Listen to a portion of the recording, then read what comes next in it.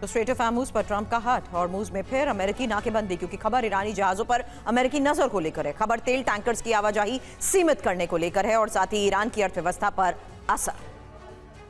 इसके अलावा अमेरिका का मकसद क्या है, ये भी जान लेते हैं। ईरान के तेल निर्यात और सैन्य आपूर्ति को सीमित करना, हॉर्मुज से गुजरने वाले अंतरराष्ट्रीय व्यापार की सुरक्षा, ईरान पर आर्थिक और सैन्य दबाव बढ़ाना भी मकसद।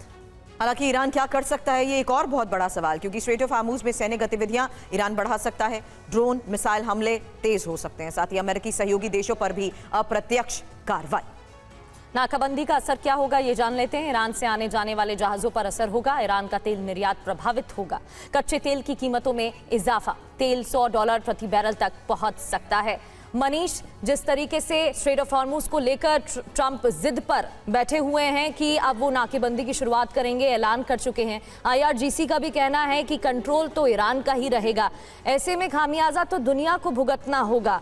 अब पहले टोल वसूली की बात डोनाल्ड ट्रंप की तरफ से कही गई और फिर एज अ बिजनेसमैन उनका दूसरा बयान सामने आता है कि नहीं, अब तो खाड़ी देश निवेश करेंगे। तो यहाँ तो हमले भी देश झेल रहे हैं, खाड़ी देश ही टोल भी देंगे और खाड़ी देशों को ही, और ना सिर्फ खाड़ी देशों को, भारत समेत कई देशों को खामियाजा भुगतना पड़ेगा। बिल्कुल, देखिए, इस ग्लोबल केओस के लिए कोई और नहीं बल्कि अमेरिका सबसे अधिक जिम्मेदार है और थोड़ा ईरान भी जिम्मेदार है।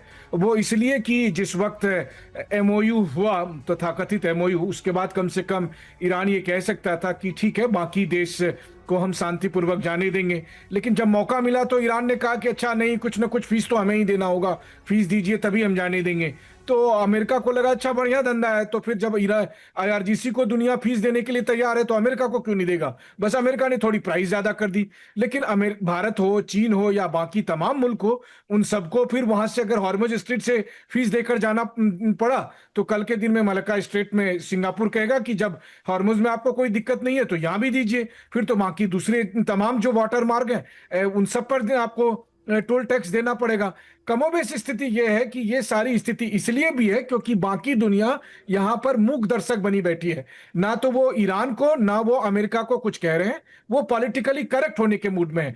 UN में यह बात चर्चा क्यों नहीं होती है कि ईरान और अमेरिका को कटघरे में खड़ा करते हुए कि आप दोनों के इस बचकानी या बेवकूफी हरकत की कीमत दुनिया क्यों भुगते। लेकिन ऐसा नहीं है, बाकी सभी मुल्क भी चुप्पी साधे हुए हैं कि एक दिन ऐसा होगा जिस दिन ईरान को और अमेरिका को अकल आए। सवाल आगे वही करूंगी, ब्लॉकेड तो पहले भी हुआ था, ब्लॉकेड ओवर ब्लॉकेड के बाद की सिचुएशन पर भी हमने चर्चा की है, लेकिन आज की सिचुएशन में ये नाकेबंदी और क्या असर डाल सकती है, एक्सपर्ट से सवाल। उससे पहले बहरीन में अमेरिकी नेवी को नुकसान को लेकर खबर है। 5th फ्लीट के ड्रोन कमांड सेंटर को नुकसान पहुंचाया गया है। कमांड सेंटर की सैटेलाइट इमेजेस भी सामने आई हैं और यही हम बता रहे हैं TV9 भारतवर्ष के दर्शकों को कि लगातार ईरान क्यों बहरीन, कुवैत को टारगेट कर रहा है। क्यों? क्योंकि यहां पर अमेरिकी मिलिट्री एसेट्स हैं और अमेरिकी नेवी को नुकसान पहुंचाने के बाद ये सैटेलाइट इमेजेस सामने आई हैं जहां 5th फ्लीट के ड्रोन कमांड सेंटर को इन हमलों के बाद नुकसान पहुंचा है।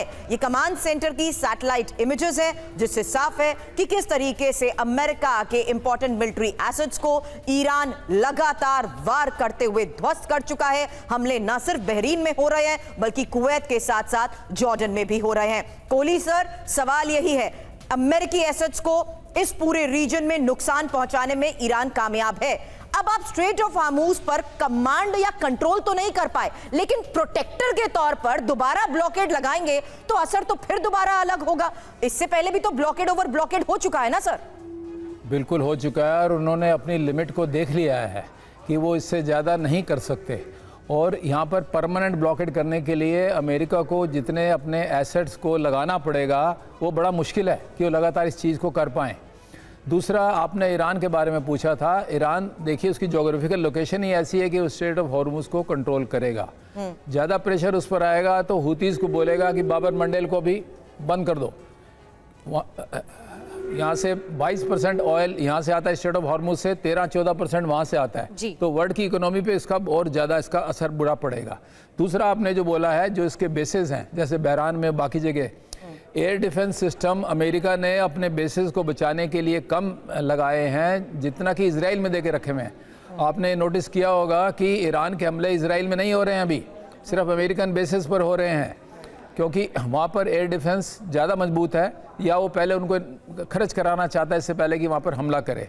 सो इस समय उनकी हालत जो है इनके बेसिस की काफ़ी ख़राब है और इसमें काफ़ी कैजुअल्टी होंगी। आप जो कह रहे हैं सिचुएशन रूम में, उसमें अंदर जो हो रहा होगा वो तो उन्हीं को मालूम होगा, लेकिन वो यही अपने प्लस माइनस करके देख रहे हैं कि अभी कितना और नुकसान होने वाला है और कब तक इस बात को वो लगातार कर सकते हैं, ताकि इतना ज़्यादा कीमत ना देनी पड़ जाए कि उनके लिए पॉलिटिकली इंटरनल सिचुएशन बहुत ज़्यादा ख़राब हो जाए। बिल्कुल सर।